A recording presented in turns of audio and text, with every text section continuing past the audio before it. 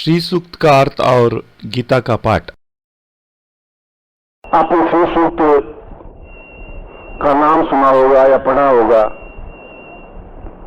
जो अच्छे विद्वान हैं, लक्ष्मीपति हैं, पैसे वाले हैं, तो ब्राह्मणों से श्री सूक्त के पाठ भी करवाते हैं। यज्ञ अगर करते हैं तो श्री सूक्त की आहुतियां भी दी जाती हैं। और ये 16 श्लोक हैं। हिरण्यवर्णाम हरिणीम सुवर्ण सुभाम चंद्रायण लक्ष्मी जात विदो माव, पत्रिका में भी कई बार आया है।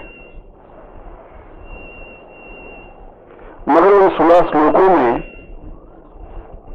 ऐसा एक भी श्लोक या अर्थ नहीं है कि हे लक्ष्मी तू खुश हो जा, उसमें ऐसा कुछ लिखा हुआ नहीं।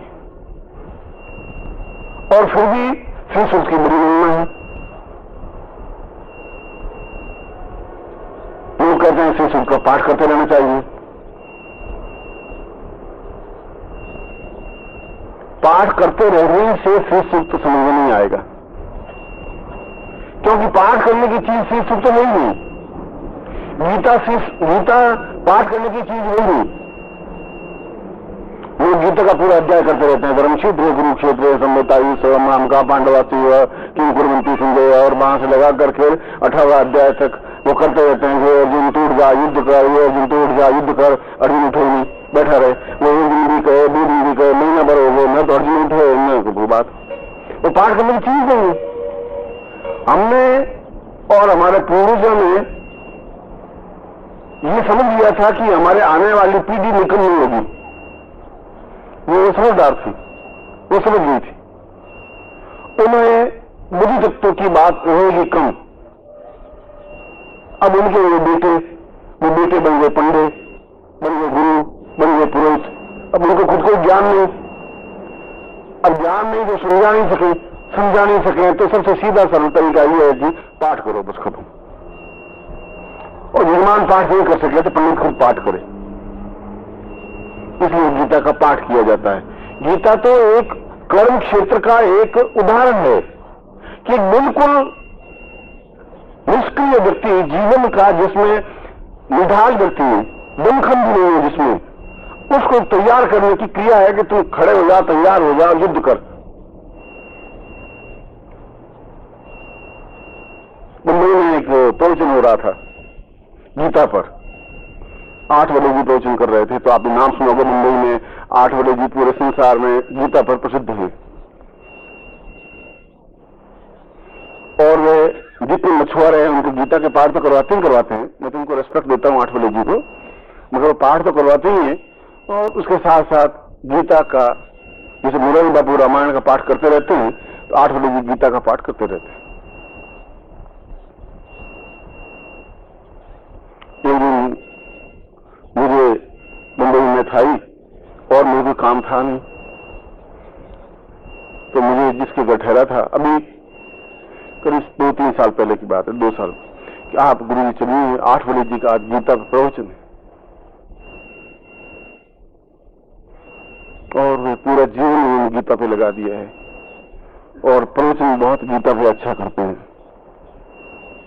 और सैकड़ों मछुआरों को गीता का पाठ करवाते हैं। उनके चलिए, चले गए।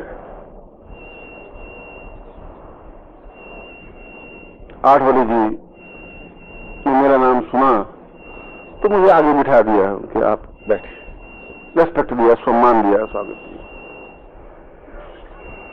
फिर उन्होंने गीता का कोई एक श्लोक था, उन श्लोक का मतलब उन्होंने पूरा अध्याय का पाठ किया,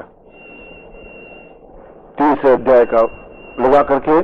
और 30 अध्याय में लिखा हुआ है कि गांडी धनुष रख लिया अर्जुन ने, और अर्जुन बैठा हुआ है, कृष्ण मुड़ करके देख रहे हैं और उसको कह रहे हैं, अरे अर्जुन उठ, और ये सामने योद्धा हैं और तू लड़, और मैं तेरी सहायता करूंगा, मैं इन कौरवों को मार दूंगा, तो चिंता मत कर, बस खत्म। तो 30 अध्याय का पूरा सारभूत थी यही है। उन्होंने उसका पूरा बैठकर पाठ किया। लोग बैठे बैठे सुनते रहे, मैं भी बैठे बैठे सुनता रहा। और पाठ करने के बाद कहा कि कृष्ण ने अर्जुन को ऐसी ऐसी बात कही और ये कहा, ऐसा कहा।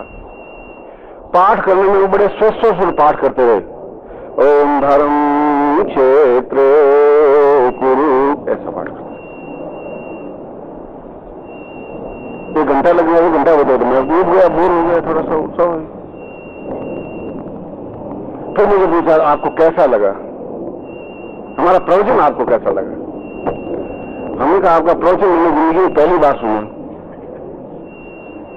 प्रवचन आपका बहुत अच्छा लगा। आप अगर गवैये होते तो इससे ज्यादा कमा के खा सकते थे। तो बड़े गुस्से हो गए कि आपने ऐसा कैसे कह दिया? आपका कंठ मेरे से अच्छा है, मैं गा नहीं सकता, मैं गीता भी गाऊं तो मतलब लोग कहेंगे रो रहे हैं, गा रहे हैं, कुछ समझ नहीं आ रहा। एक तो बात ये, पर मेरे एक गुत्थी समझ में नहीं आई। आप पूरा गीता का इतना निचोड़ जिंदगी के 75 साल इसमें लगा दिया, वृद्ध हो गए हैं, अब आप बिल्कुल तैयारी है, अब आप मुझे थोड़ा सा एक बात समझा दीजिए, बस मेरी शंका इतनी है। उनका तुम्हें कुछ शंका हो गीता के बारे में तो मुझे पूछो, जिंदगी खपा दिए। ये तो आपका सौभाग्य है कि आपकी जिंदगी खप गई, और इन मछुआरों का भी सौभाग्य, इन लोगों का भी सौभाग्य है कि आपकी जिंदगी को देखा। मैं तो आपको रेस्पेक्ट देता हूं, रास्ते में विद्वान आदमी है। मैंने कहा मेरी शंका इतनी है कि आपने जो पाठ किया इसमें 1.5 घंटा लगा कि हाँ, अगर सब स्वर पाठ किया जाए तो 1.5 घंटा लगता है, लेकिन 1 अध्याय का तो कि हाँ। तो मैं क्या गीता का पूरा पाठ करने में कितना घंटे लगते हैं? तो कि गीता का पूरा पाठ करने में अच्छी ढंग से पाठ किया जाए या समझाया जाए तो 15 घंटे तो लगेंगे, 14 घंटे लगेंगे। मैं क्यों, तुम्हें क्या पूछना, शंका क्या है?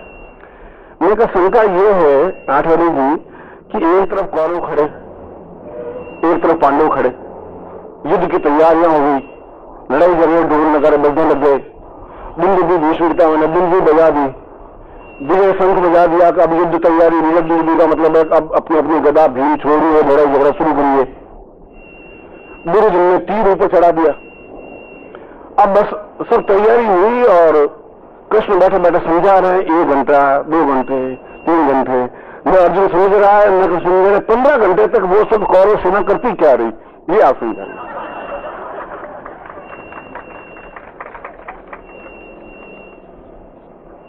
ये तो मुझे मालूम नहीं। तो मैंने कहा आपको एक अध्याय समझाने में 1.5 घंटा लगा, तो वो जब युद्ध में सब तैयार, बिल्कुल जब तीर चढ़ा चुके, बिल्कुल भी बच चुकी, अब आप कल्पना करिए कि वहां बैठे बैठे कृष्ण समझा रहे गीता को और वो सब दुर्योधन को सुन रहे हैं, तीर भी आपने लिया हुआ है, दुर्योधन नहीं सुन रहे हैं, मेरे को तीर छोड़ रहे। ऐसा होता है मेरे काठमांडू में, कैसे हुआ ये सब कुछ? ये मेरे बुद्धि को समझ में नहीं आई। ये अपने कुतुक कर रहे हो, ये बात मछुआरों को कहने की नहीं है, लेकिन मैं मछुआरों को नहीं पूछ रहा हूं, मैं तो आपको पूछ रहा हूं। इसका चिंतन क्या था? वो पाठ, गीता पाठ करने की चीज ही नहीं है। हमने गीता को पाठ कर दिया है। गीता तो यह है कि आदमी जीवन में जब निष्क्रिय हो जाता है तब जीवन में कुछ नहीं कर सकता। और कृष्ण ने कहा है कि चिंता मत कर, प्रत्येक क्षण का पहचान है और प्रत्येक क्षण को तो अपने हाथ में पकड़। कृष्ण की मूलभूत सातत्य ये है, ये क्षण भी बेकार नहीं जाना चाहिए तेरा। इस समय तुम कायरता बुद्धि से खड़ा रहेगा तो तुम युद्ध में विजय नहीं हो सकता।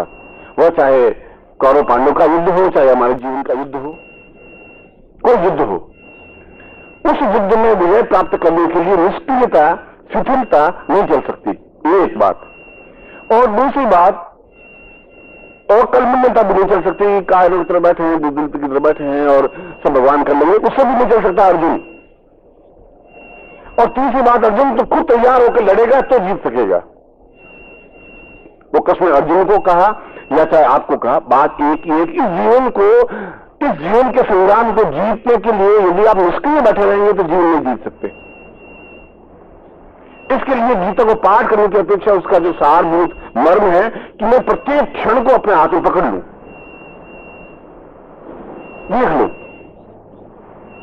ये क्षण मेरा क्या उपयोगी है। जैसे कल भी मैंने कुंडली व्याकरण के बारे में आपको कहा था, मैंने कहा था कि ये क्षण है, मैं आपके सामने बैठा हूं, आप मेरे सामने बैठे हैं। मैं कल भी आपको ये कहा था कि ऐसा नहीं हो सकता कि आप एक दिन में सारी कुंडली जाकर हो जाएगी, मगर इस रास्ते पर यदि आप 4 कदम नहीं बढ़ रहे हैं तो फिर 10 कदम बढ़ सकते हैं।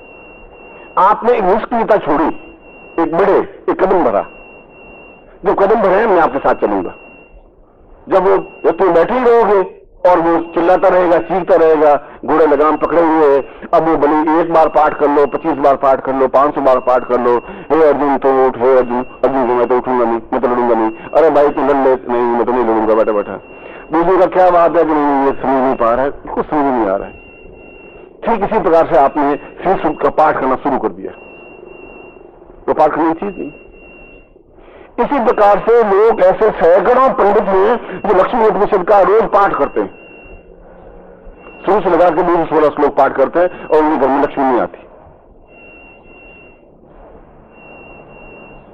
मैं इन शास्त्रों की बुराई नहीं कर रहा हूं, मैं समझ रहा हूं कि उन शास्त्रों को हमें अध्ययन करना चाहिए, समझना चाहिए कि उसमें लिखा क्या है। श्री सूक्त में तो पूरी विधि ये लिखी है कि हम पारे से स्वर्ण कैसे बना सकते हैं, पूरी रासायनिक प्रक्रिया है इसमें। हिरण्यवर्णाम हरणी सुवर्ण रजत श्रवाम चंद्रा हिरण्यमयी लक्ष्मी जात वेदो मावह ताम माव जात वेदो। सीधी पहले ऐसा ये किया, फिर रासायनिक ये किया, फिर तीसरी क्रिया, फिर चौथी क्रिया, और 16 श्लोक में जाके ऐसा करने से वो ताम में सोने में कन्वर्ट हो जाता है। उस विधि को उन 16 श्लोकों में लिखा है। अब उन 16 श्लोकों को आप 1000 बार उच्चारण करते रहे, उसकी विधि बनेगी नहीं। हमने कभी सोचा भी नहीं कि हमारे पूर्वजों ने ये 16 श्लोक क्यों लिखे, क्यों कहा कि बहुत महत्वपूर्ण है। कल भी मैंने कहा कि गायत्री मंत्र जपने की चीज नहीं थी, उसको तो जीवन में उतारने की चीज है कि इसमें सातों भूत भुव स्व ये क्या लोक है, कहां पहुंचना है, कैसे पहुंचना है, ये समझाने की क्रिया है। अब उसको तुम रखते रहोगे 24 लाख और 26 लाख, उससे क्या हो पाएगा।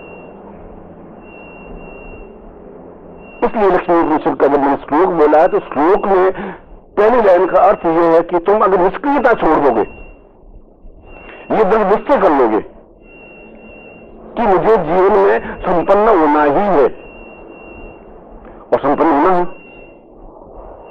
संपन्न इसलिए होना है कि ये जो शिविर या नवरात्रि का कोई भी शिविर या कोई भी साधना, उसका आधार धन है।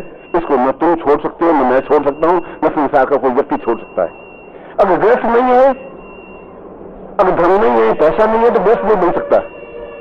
पत्नी को रोटी नहीं खिला सकते, बच्चों को स्कूल नहीं दे सकते, उनको फीस नहीं दे सकते। बिल्कुल हम पीपा, खाली पीपा रख करके भगवान का भजन गाते मंत्र का जप नहीं किया जा सकता। और गृहस्थ नहीं है तो फिर संन्यास में नहीं रह सकता। कहां खाएगा सन्यासी रोटी, किसके घर जाकर रोटी खाएगा, कहां भोजन यापन करेगा, लंगोट मिलेगी कहां से उसको। ये तीर्थ, ये व्रत, ये मंदिर, ये उपवास, ये सब कहां कैसे बनेंगे।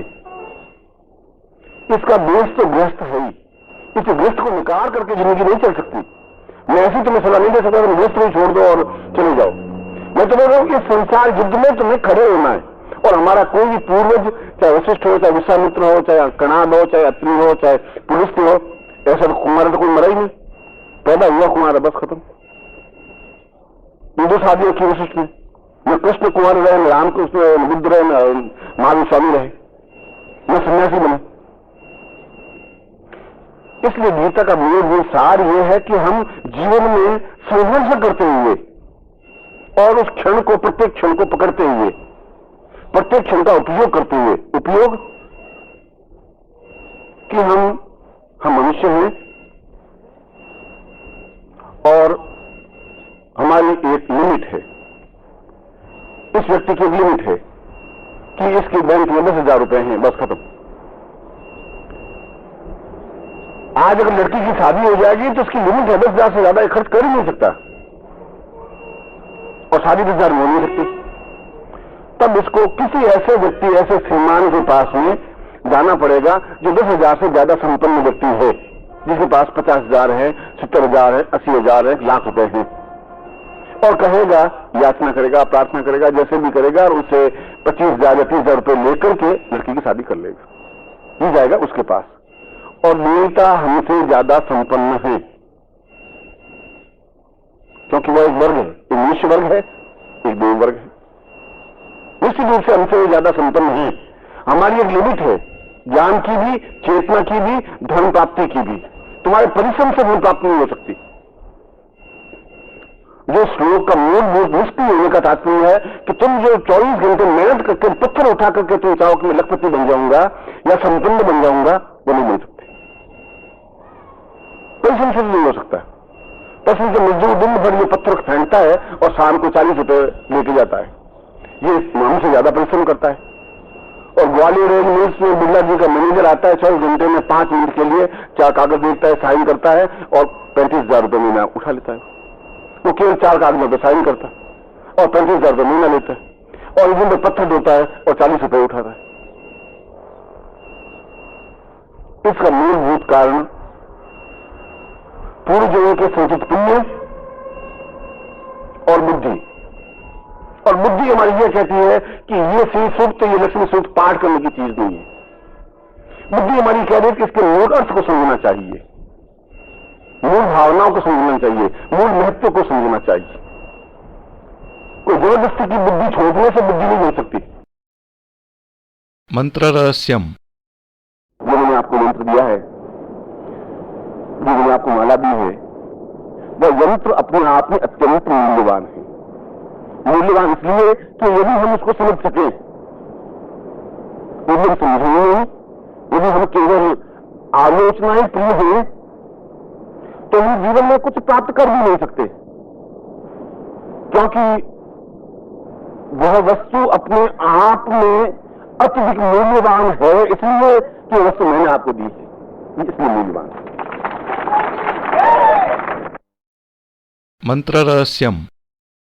और कभी बुआ ने कहा है, सतसंगा के दोहरा, जो नाविक के तीर देखने में छोटे लगे, घाव करे गंभीर।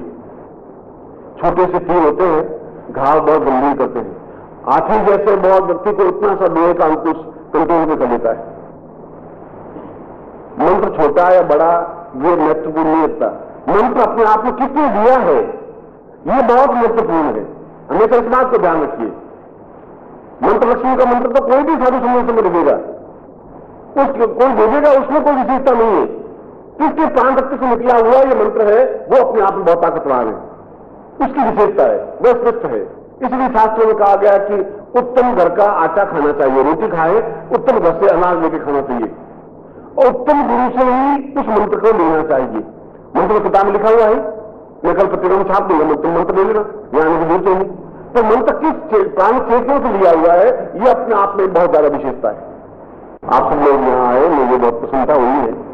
मैं आपको हमेशा आशीर्वाद देता हूँ कि आपको सिद्धि मिले, सफलता मिले, और आप अपने मन से अपने प्राण तत्व से मंत्र खेत में इबादत करें। मंत्र रहस्यम। यदि एक खाली घड़ा है और बाजार से खरीद के लाए हैं, घड़ा कोरा है, उस घड़े में जब कुम्हार ने पकाया, तो जब कुम्हार पकाता है तो बाहर भी आम लगाता है, लकड़ियां और छाने या कंडे लगाता है, अंदर भी घास डालता है उसको, घड़े के अंदर भी, जिससे अंदर से और बाहर से पक जाए। बाहर से तो घड़ा पक जाता है, अंदर से ही पक जाता है। अब मैं जब उसमें पानी डालता हूं, और जब आप ज्ञान रूपी या साधन पानी डालेंगे, तो पहले बाहर क्या निकलेगा? पहले घास फूस निकलेगा बाहर। जो तुम्हारे अंदर कुछ विचार हैं, जो गंदगी है, जो दबी हुई इच्छाएं हैं, जो वासनाएं हैं, जो भावनाएं हैं, वे सब निकलती हैं। जो अतृप्त इच्छाएं और आकांक्षाएं हैं, इसका मतलब है कि एक्शन हो रहा है, गलत नहीं हो रहा है। मगर उस समय आपके ऊपर एक संयमित जीवन और संयमित विचार यदि है, इसलिए उसमें घबराने की, विचलित होने की जरूरत नहीं है। ऐसी साधना काल में कुछ होती है और आप उस बीच को रोक देते हो साधना में। कई बार ऐसा होता है कि साधना आप संपन्न करते हैं और सफलताएं कम मिल पाती हैं, या आपकी साधना में सफलता का परिणाम क्या है कि गुरुजी ने लक्ष्मी साधना करवाई, हमने लक्ष्मी मंत्र जब किया और लक्ष्मी जी आई और आकर के कहा, अगले बच्चे क्या चाहिए? सोने की मुद्राएं, ये झोली भर के सोने मुद्राएं ले जा, मौज कर। अब लक्ष्मी जी आई नहीं, या अप्सरा को साधने की, अप्सरा आगच्छ, अप्सरा आगच्छ, वो पत्नी का चेहरा तो सामने आगच्छ आगच्छ होता रहे, वो अप्सरा आगच्छ आगच्छ होती नहीं। और आप सोचते हैं सर गुरुजी ने तो अप्सरा का कहा था, ये बीच में क्या आने लगे? बड़े आप ये जो रास्ता है यहां से में जहां आप विश्राम करते हैं, ये रास्ता 50 कदम का रास्ता है। यहां से 50 कदम भरूंगा तो उस जगह पहुंचूंगा जहां आनंद है, विश्राम है, लेट सकूंगा, मैं विश्राम कर सकूंगा। और यदि मैंने 45 कदम भी भर लिए तो विश्राम की जगह नहीं मिली मुझे, और मैं छोड़ देता हूं कि विश्राम की जगह आगे है ही नहीं, बेकार गुरुजी ने बता दिया आगे कोई जगह ही नहीं है, रेस्ट करने की कोई जगह है ही नहीं, और आप वापस लौट जाते हैं, जबकि केवल आपको 5 या 6 कदम भरने थे। कई बार साधना के अंतिम चरण में आते आते आपका धैर्य चुक जाता है। जब आप एक देवता को कंट्रोल करने की कोशिश करेंगे तो देवता भी एक प्रतिरोधी शक्ति तो पैदा करेगा ही आपके सामने, आपके इन दोनों के बीच में एक कंफ्लिक्ट तो पैदा होगा ही। इसलिए उस समय आपको क्षमता के साथ बराबर मंत्र जाप करना ही चाहिए। इसलिए उसको बीच में छोड़ देने से वो आपने जो 45 कदम भरे वो सब बेकार चले जाएंगे। इस बात का थोड़ा सा आपके जीवन काल में जो साधनाएं आप करते हैं और जो भी साधनाएं करते हैं उससे तुम्हारी ये कि हमें जगदम्बा के दर्शन होने चाहिए, या तो निंदात्मक दर्शन है, तुम्हारी आंखों में इतनी मंत्रात्मक शक्ति आनी चाहिए, क्षमता आनी चाहिए, एक चेतना आनी चाहिए, एक विश्वास आना चाहिए। मैंने अपने स्टेटमेंट में इसी बात को स्पष्ट करने की कोशिश किया कि आप ये कॉन्फिडेंस पैदा हो जाएगा कि मैं ये काम करूंगा, ऐसा होगा ही, तो इसमें कोई सांसारिक शक्ति आपको रोक नहीं सकती, कोई बाधा नहीं रोक सकती। और उसके बावजूद भी यदि आप किसी भी गुरु से मंत्र दीक्षा लिए हो, केवल गुरु मंत्र जाप से ही आपकी इन समस्याओं का समाधान हो सकता है, और दूसरा कोई रास्ता आपके पास है ही नहीं। एक तरफ आप कहते हैं गुरु ब्रह्मा, गुरु विष्णु, गुरुदेव महेश्वर, रोज उसको मंत्र जाप तो कर लेते हैं, और आपके मन में कोई कंसेप्ट पैदा होता ही नहीं। जब बोलते हैं तो आपके मन में कंसेप्ट कुछ नहीं होता। मैं गुरु ब्रह्मा कहता हूं तो ब्रह्मा जैसा गुरु मुझे दिखाई दे रहा है कि नहीं दे रहा है, विष्णु जैसा, ऐसा तो मन में कंसेप्ट बनता ही नहीं आपका। बोलना है, गुरु जी ने बोला तुम्हें माता जो पिता तुम्हें बंधु सगा तुम्हें, आप बोल जा रहे, गुरु जी बोलना ही पड़ेगा। अब यहाँ आ ही गए, फंस गए 7 दिन तक तो बोलना पड़ेगा। उस समय जब आप कहें कि तुम्हें माता, तो फिर आपका एकदम से गुरु मात्र स्वरूप दिखना चाहिए आपके। जब आंख उस प्रकार की बनेगी तब आप देवता को भी देख पाएंगे। आपकी आंख में वो भाव ही नहीं पैदा हो रहा है, वो भाव पैदा हो नहीं रहा है, आपके शब्द बोल रहे हैं, होठ बोल रहे हैं, सिर्फ आपका पूरा शरीर, पूरी आवाज, पूरी आंखें, सब कुछ बोलना चाहिए। ये इसलिए जब मंत्र जो पढ़े तो मंत्र में आपका वो सारा चैतन्य उसके साथ जुड़ा रहना चाहिए। तब आप मंत्र तो आप रीडिंग करते रहते हैं, आपका मानस कहीं और घूमता रहता है, चिंतन कुछ और होता रहता है, मन में श्रद्धा विश्वास पूर्ण होता नहीं, होगा भी, सफलता मिलेगी भी नहीं मिलेगी, चलो पत्रिका में छाप दिया है तो कर ही लेते हैं, साला देखा जाएगा, कर लेते हैं गुरुजी, और फिर आप सोचते हैं कि साला कुछ हुआ नहीं, जैसा आपने निर्णय किया वैसा कुछ नहीं हुआ। वैसा था शादी करके आने के बाद 40 साल तक पत्नी के साथ रहे, पत्नी को भी आगे नहीं कर पाए, वही तुमको अच्छा आना कैसे, तुम ठहरो बाद में जाए, आप अपना काम करो, काम कराना है नहीं तुम्हारे पास आगे इसलिए जो तो जाते हो तो ये तुम आगे से आगे क्या पकड़ के लाते हो तुम।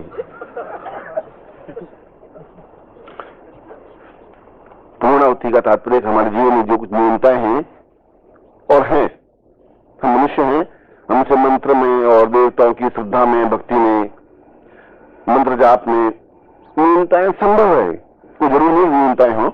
आज हम उसी प्रयोग को अपन पूर्णावती के साथ संपन्न करेंगे, और मैं सोचता हूं कि हम पूरे भावनाओं के साथ पूर्णावती संपन्न करें। मंत्र रहस्यम। उस एंग रींग क्लींग, देखिए अब आपकी इसकी उच्चारण ध्वनि, एंग रींग क्लींग, मैं ग की ध्वनि के साथ उसकी बात बता रहा हूं। यो ये तीनों बीज 52 ध्वनियों के साथ उच्चारण होते हैं। एंग रींग क्लींग, एंग रींग क्लींग, आंग रींग क्लींग, एंग रींग क्लींग, कई प्रकार की इनकी ध्वनियां हैं, और ध्वनि से ही किसी का चिंतन होता है। मैं अगर अमेरिका में जाऊंगा तो बिल्कुल दूसरी दुनिया कहनी पड़ेगी, बात सुनिए, ऐसा बोलना पड़ेगा। मैं पूछूं आपका शुभ नाम क्या है, मुझे बात बस, अब वहां ध्वनि बिल्कुल मुझे दूसरी बोलनी पड़ेगी, वो ध्वनि वहां काम करेगी। आपकी यहाँ की दुनिया है, यहाँ पूछना पड़ता है कि आपका शुभ नाम क्या है, ये दुनिया बिल्कुल सही है, और वहां पूछूं आपका शुभ नाम क्या है, तो बस अब ये दुनिया वहां काम नहीं करेगी। तो अलग अलग स्थानों के लिए, अलग अलग कार्यों के लिए एक ही चीज को अलग अलग ध्वनियों के साथ उच्चारण करना पड़ेगा। मैं आपको एक स्थूल उदाहरण देकर समझा रहा हूं। उसी प्रकार से मूल रूप से उस नवाण मंत्र की 52 विधियों के साथ 52 प्रकार के कार्य सिद्धि की जाती है।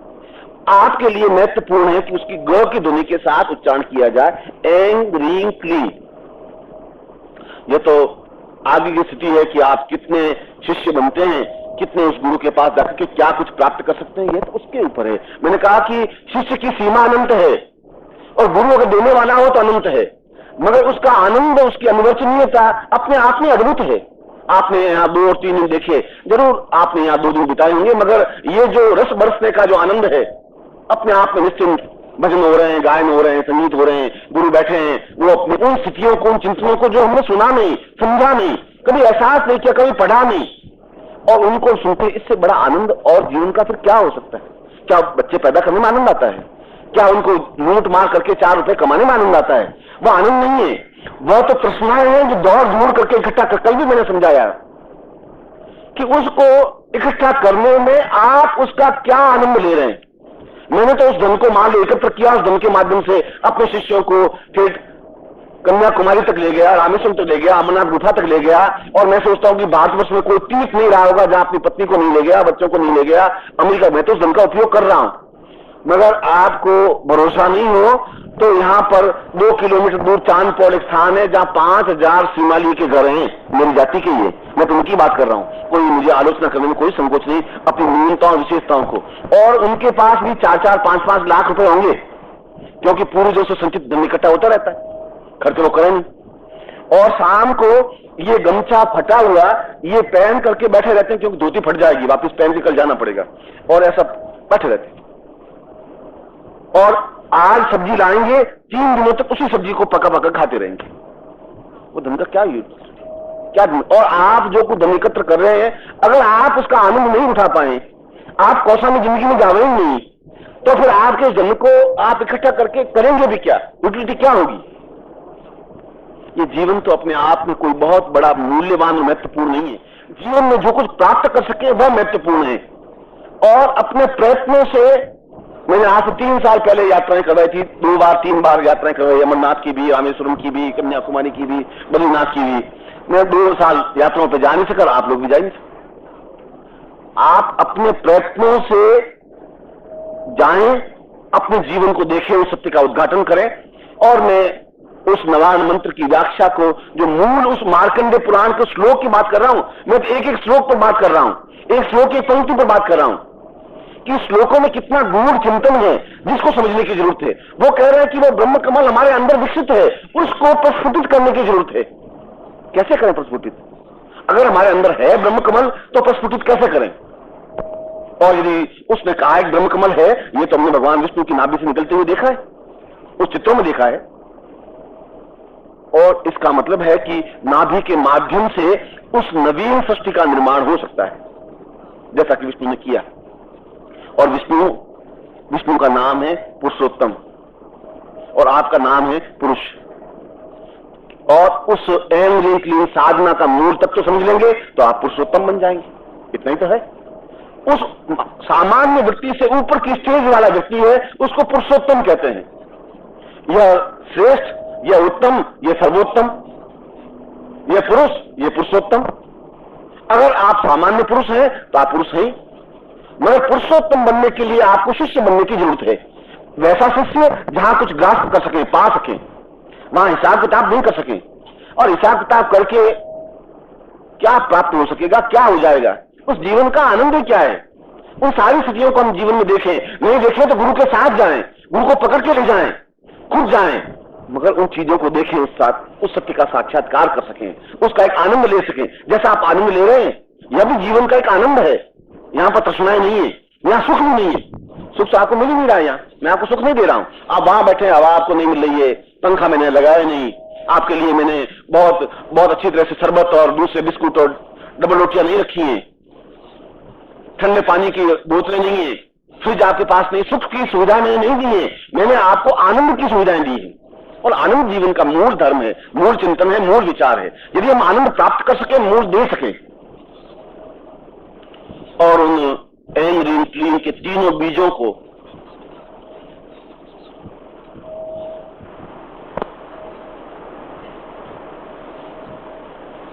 उस मार्कंडेय ने कहा कि इस मंत्र के माध्यम से हम अपने ब्रह्म कमल को विकसित कर सकते हैं।